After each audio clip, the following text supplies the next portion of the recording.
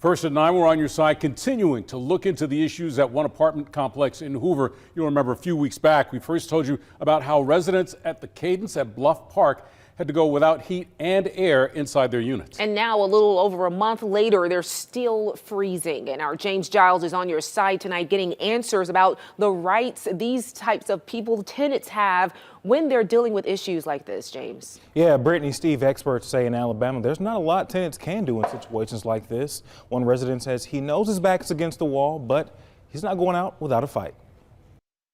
I'm your problem. William Ferris says he's been going to bed dressed like this, fully clothed in a hoodie, sweatpants, and a space heater somewhere close by since October 17th. And it's not because he wants to.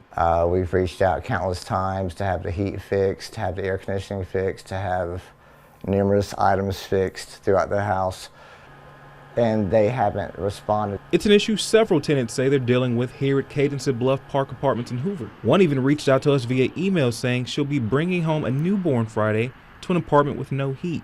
The apartment offered to put her in a new unit, but at a higher rate than what she's already paying. Sounds like that this landlord was really trying to provide an option for their tenant, but at the same time, you know, there's just not a lot of equity in terms of the tenant's rights. According to Jay Williams with the Low Income Housing Coalition of Alabama, there's not much tenants can do about it. They are not required in the state of Alabama to fix the property or fix something that is broken in the property as it's determined by the Alabama landlord-tenant law. The law does require landlords to provide a source of heat in the winter, which Ferris says didn't happen. He says he bought 2 space heaters, but they caused electrical issues within the apartment. The receptacle here was smoking and shooting sparks out 2 nights ago, so I had to call Hoover Fire Department out here to go ahead and cut the plugs and the circuit breaker and cap everything off. We did go to the leasing office and try contacting the property management for comment.